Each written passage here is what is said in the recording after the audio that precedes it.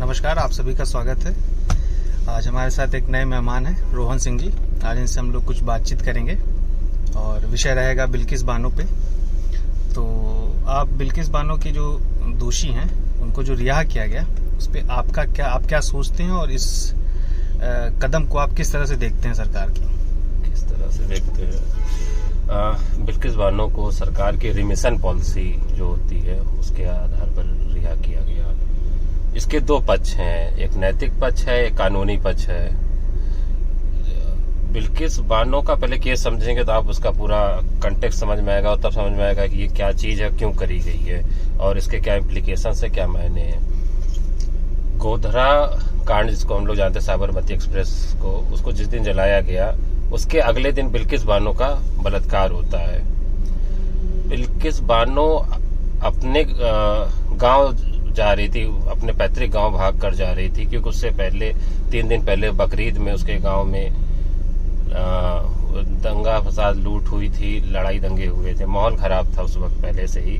उसी दौरान गोधरा कांड हो गया और अगले दिन ये चीजें होने लगी। तो बिल्किस बानो के केस को गुजरात के 2002 के दंगों के ही संदर्भ में देखा जाना चाहिए, पहली बात। दूसरी बात, हुआ क्या कि उसमें 17 लोग थे, 17 लोग भाग रहे थे, जा रहे थे, एक ही परिवार पटीदार के थे, जिसमें 8 लोग मारे, मतलब 8 लोगों की मृत्यु हो गई, 6 लोग मिसिंग थे उस वक्त और 3 लोग जिंदा मिले। बिल्किस बानो, एक 3 साल की बच्ची थी, उसी परिवार की थी, और एक आदमी। 5 महिलाओं का बलात्कार हुआ था, बिल्किस बानो, उनकी मां का, और 3 महिलाएं अन्य थीं। जिस वक्त बलात्कार हुआ बिल्किस बानो 5 महीने की गर्भवती थी। बिल्किस बानो की एक बेटी थी अलेसा, उसकी हत्या कर दी गई थी उस बिल्किस बानो के सामने ही। आप समझिए, अंदाजा लगाइए, मानवता संवेदना के स्तर पर देखिए। एक माँ का सामने उसकी 3 साल की बच्ची का सर पत्थर से कूच के उसकी हत्या कर देना, उसके परिवार के और सदस्यों की हत्या कर देना, उसके कपड़े फाड़ के उसका बलात्कार कर देना। जब ये घटना घटी तो वो उसके 3 घंटे तक वो होश में नहीं थी। 3 घंटे बाद जब वो होश में आई तो आदिवासी महिलाओं ने उसे कपड़े दिए। उसके बाद एक हेड कांस्टेबल से की मदद से वो 4 पेड़ी या इस तरह कुछ थाने का नाम है, याद नहीं आ रहा, थाने में जाती है। वहां पे हेड कांस्टेबल गोबीराम भाई नाम सा था उसका, उसने पहली रिपोर्ट वहां पर लिखता है, बाद में उनको सजा भी होती है। तो वहां से फिर उसको मेडिकल करने के लिए भेज देते हैं, फिर गोधरा रिलीफ कैंप में। मामला NHRC, national human right commission देखता है, सुप्रीम कोर्ट इसमें इंटरवेन करता है, मामले को ट्रांसफर किया जाता है गुजरात से मुंबई ट्रांसफर किया जाता है। स्पेशल कोर्ट थी, CBI इसकी जांच करती है। CBI जांच में पाया जाता है कि पहले CBI ने जो मृतक थे उनकी कब्रों को भी खुदवाया, बहुत सारी चीजें थी, कमियां थी, जिसमें से उन्होंने अपने चार्जशीट में लगाया केस। और इंटरेस्टिंग बात समझिए कि जिनको जब कब्र खुदवाया, आप समझते जाइए कि कैसे मोटस ऑपरेंडी कैसे काम किया गया इस मामले में। तो शरीरों की जो लाशें थी उनकी गर्दन नहीं थी, ऑटोप्सी में जब हुई तब गर्दन थी। उनके सर गायब कर दिए गए ताकि उनकी शिनाख्त ना हो पाए। फिर अलग अलग तरीके से अलग अलग मौकों पे इस केस को कमजोर करने की कोशिश की गई थी, इसीलिए सुप्रीम कोर्ट ने इस मामले को बाहर ट्रांसफर किया। बाद में सजा हुई, 12 लोगों को हुई, जिसमें से 1 लोग की डेथ हो गई। 11 लोग को अभी रिमिशन प्राप्त हुआ है। इसमें सजा माफ करी गई है, सजा माफ की गई है, कम की गई है। एक कम्यूटेशन और एक रिमिशन होता है। रिमिशन का जो इसका कानूनी पक्ष है वो ये है, CRPC 437 अधिकार देता है कि आप सजा को क्या कहते हैं, खत्म कर सकते हैं या फिर रिमिशन मतलब कम कर सकते हैं। इसके अलग अलग स्टेट्स की पॉलिसी है। ये जो 11 कन्विक्ट थे, इनको 2017 में हाई कोर्ट से सजा हो गई, मुंबई हाई कोर्ट से, और 2019 में सुप्रीम कोर्ट से। इनको बेल नहीं मिल रही थी। इन्होंने सुप्रीम कोर्ट में प्राप्त जानकारी अनुसार, जो मुझे जहां तक पता है, सुप्रीम कोर्ट में इन्होंने इनकी प्लिया पेंडिंग थी, जिसमें फिर सुप्रीम कोर्ट ने डायरेक्शन दिया। मतलब डायरेक्शन क्या दिया, उस पर एक जजमेंट दिया कि आप 1992 की जो पॉलिसी है उसके अंतर्गत आप रिमिशन के लिए स्टेट गवर्नमेंट फैसला ले, हम इसमें कुछ नहीं कहेंगे। स्टेट गवर्नमेंट ने बोर्ड बनाया और बोर्ड में बीजेपी के ऑफिस बेयरर्स थे और उन्होंने रिमिशन कर दिया। मैं इसके पहलू पर हूं ही नहीं, मतलब कोई अर्थ ही नहीं है कि उनको रिमिशन हुआ नहीं हुआ, क्यों हुआ, कानूनी क्या है। बात यह है कि रिमिशन की जो मूल सिद्धांत पे काम करता है वो ये कि आदमी के अंदर परिवर्तन हुआ कि नहीं, और सजा दिए जाने से, और किस तरह का अपराध किया है। ये जघन्यतम अपराध श्रेणी में आता है। बच्चे की हत्या, 3 साल की, एक परिवार की 5 महिलाओं का बलात्कार, 8 हत्याएं, 40 से 50 लोगों ने घेरा था उन लोगों, 17 लोगों को, और सारी चीजें हुई। और गुजरात का कैसे चीजें घटी यहाँ पे सबके सामने है।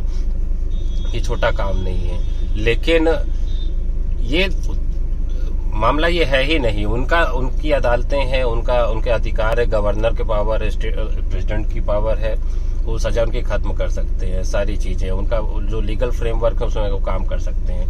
इसका जो मेन मुख्य पहलू है वो है नैतिक का, आपके शासन करने का अधिकार का, और आप अपने सब्जेक्ट्स को, आप अपने देश के नागरिकों को जिन पे आप शासन कर रहे हैं, जिनके लिए आप प्रधान सेवक खुद को कहते हैं, व्यवस्था कहती है कि हम सेवा करने के लिए, उस पर सवाल उठता है। आप समझिए, इसमें ये सीबीआई का मामला था, सेंट्रल गवर्नमेंट की ओपिनियन डेफिनेटली इसमें मतलब इम्पोर्टेंट रोल प्ले करती है, मायने रखती है। उसके बाद सारे लोगों को ये पता है कि उन लोगों ने क्या किया, उनको सुप्रीम कोर्ट तक से सजा हुई है, सारा सब चीजें सामने हैं। उसके बाद आप उनको रिहा कर देते हैं, और उस वक्त में जब इसको ऑन रिकॉर्ड ऑब्जर्व किया गया था कि बिल्किस बानो को धमकियां दी जा रही थी, जान के खतरा था, तब ये मुकदमा इनका शिफ्ट किया गया था। स्टेट की जो गुजरात स्टेट की जो पूरा एपरेटस था, सरकारी महकमा था, उसने इस केस को कमजोर करने या अपराधियों की मदद करने को उस वक्त में प्रयास किया। ऐसा ऑब्जर्वेशन है, साफ साफ लिखा हुआ है। तो आप कैसा समाज तैयार करेंगे, आप क्या समाज बना रहे हैं कि आप बलात्कारियों को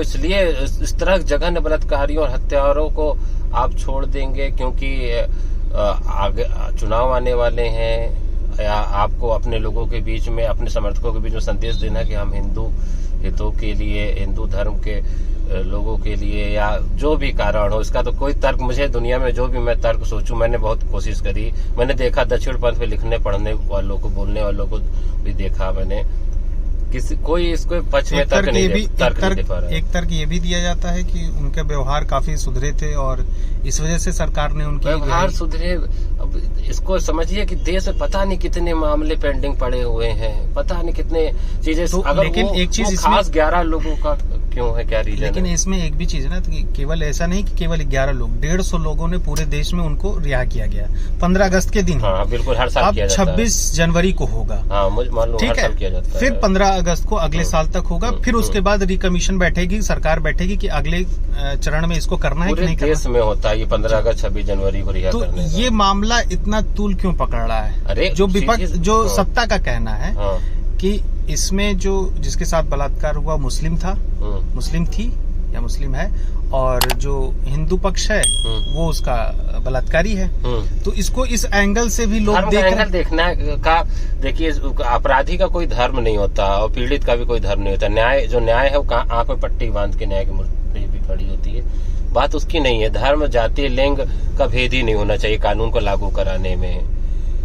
लेकिन रिमिशन हर साल होता है, हर बार होता है, किसी में लोगों को आपत्ति होती नहीं होती है। बिल्किस बानो का केस गुजरात दंगे की तासीर है। गुजरात दंगा जो जहां से गुजरात मॉडल शुरू होता है, उसकी तासीर है बिल्किस बानो केस। वहां से आपको समझ में आएगा कि क्या सोचने का तरीका है। बलात्कार को एज ए हथियार इस्तेमाल किया गया है समाज में भय उत्पन्न करने के लिए। 17 लोग भाग रहे थे, या जो भी है, बलात्कार को जायज ठहराया नहीं जा सकता। सुप्रीम कोर्ट तक ने माना, इवन जो जज सल्वी थे मुंबई हाई कोर्ट से रिटायर हुए, जो स्पेशल कोर्ट के सीबीआई कोर्ट की जिन्होंने फैसला सुनाया था, उदित सल्वी, उन्होंने अभी बहुत अच्छा आर्टिकल लिखा, द वायर में भी छपा, द हिंदू में छपा और भी खान मार्केट गैंग मीडिया में छपा। तो उनमें भी ये माना गया कि उन्होंने लिखा पॉइंट बाय पॉइंट की कैसे ये सुप्रीम कोर्ट के खुद के 2014 के डायरेक्टिव के उल्लंघन है। कानूनी पहलू तो मैं इस पे इसलिए नहीं जाऊंगा क्योंकि आज नहीं तो कल 1 हफ्ता 10 दिन सुप्रीम कोर्ट को इनको वापस भेजना ही पड़ेगा, ये तो तय चीज है, इसमें तो कोई शक ही नहीं। वो जाएंगे ही जाएंगे, वापस जेल जाएंगे, उनकी जगह जेल में, समाज के लिए नहीं है। वो ये सरकार को अपने हाथ से करेगी, मोदी जी या वर्तमान सरकार अपने हाथ से करेगी तो ये रहेगा, उनका पाप कम होगा। बाकी इसमें कोई दूसरी राह ही नहीं हो। 11 लोग जेल जाएंगे ही जाएंगे।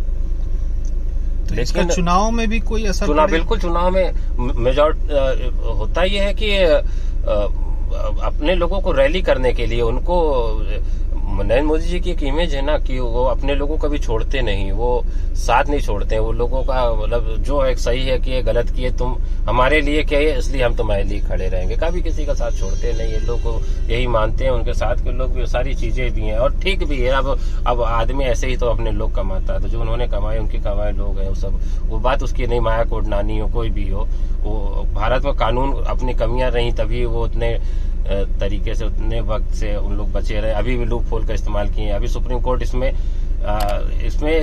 CRPC 376 G2 में अमेंडमेंट करना होगा अगर गुजरात सरकार ने 1992 की पॉलिसी को अगर आधार बना के इसको किया है, क्योंकि उसमें 376 G2 को जघन्यतम माना जाता है और 1992 की पॉलिसी उसको कहती है जघन्यतम अपराधों में जो रेयरेस्ट हो उसमें आप नहीं कर सकते रिमिशन। तो 1992 की पॉलिसी वहां पे कॉन्फ्लिक्ट कर रही है। लेकिन 2014 की भी सुप्रीम कोर्ट का भी डायरेक्शन है रिमिशन के बारे में। लेकिन लीगल, मैं आपको जैसे शुरुआत में बोला कि इसका लीगल पक्ष की बात ही नहीं है, ये शासन करने वालों की बात है। ये सुप्रीम कोर्ट को भी सोचना चाहिए और NHRC ने मंडे को टेकअप करने की बात करी है। सारे लोग, civil society, media organisations, political parties सभी अपना स्टैंड ले रहे हैं। और ये बात इसकी ये पॉलिटिकल स्टैंड नहीं है, ये दिस इज राइट थिंग। मतलब एक समाज में हम